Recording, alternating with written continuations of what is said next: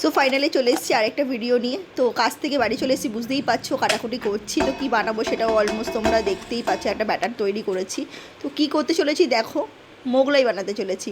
তো আস্তে আস্তে ভাকু বললো মোগলাই খেতে ইচ্ছা করছে, কিন্তু ও না বাইরের মোগলাইটা বেসিক্যালি খায় না। তো আমার হাতের মোগলাই এর আগে খেয়েছে, কিন্তু কোনো দিনও পনির মোগলাই খায়নি। ও খেয়েছে হলো চিকেন মোগলাই।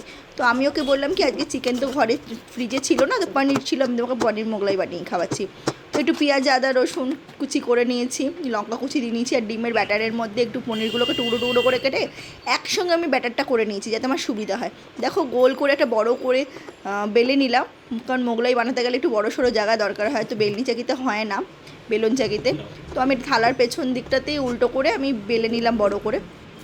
তো কড়াইতে তেল গরম করে নিয়েছি, এবার একে একে আমি দেখো ভাজতে বসিয়ে দিয়েছি।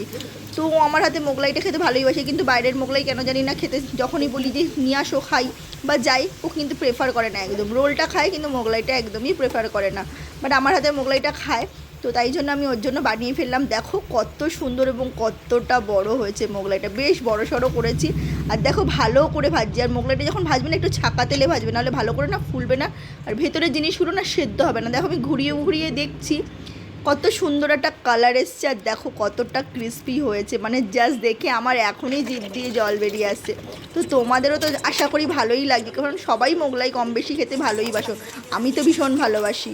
সো আমি বানিয়ে ফেললাম আজকের আমাদের রাতের ডিনার মোগলাই। তো সবাই একটা করে মোগলাই খেলে অলমোস্ট পেট ভরে যাবে, ঘরে খাবে, অনেকটা হেলদি হয়। চলো আমরা আমাদের খাবারটা এখন এনজয় করি। তো দেখা হচ্ছে তোমাদের সঙ্গে নেক্সট ভিডিওতে। আজকের মতন টাটা।